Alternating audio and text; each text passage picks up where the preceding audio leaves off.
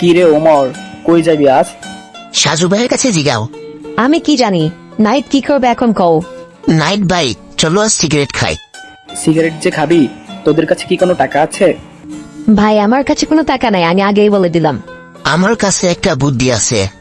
রাস্তা দিয়ে মানুষ তো সিগারেট খেতে খেতে যায়, আর অর্ধেক খেয়ে ফেলে দেয়, আর ফেলে দেওয়ার পর কিটা আমরা উঠিয়ে খাবো। আচ্ছা, প্রথমে যে লোক সিগারেটের পুটকি ফেলবে ওইটা সাজু হবে, তারপর একটা ওমর, তারপর একটা আমি।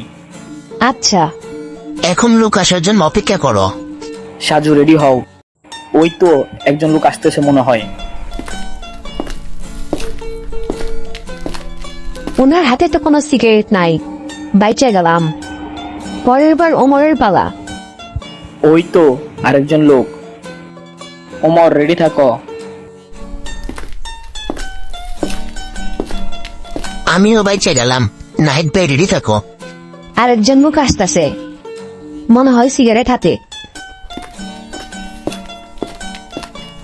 তোরা চল চল, ওর পিছনে চল। লোকটা যে কখন সিগারেটের পুটকিটা ফেলবে।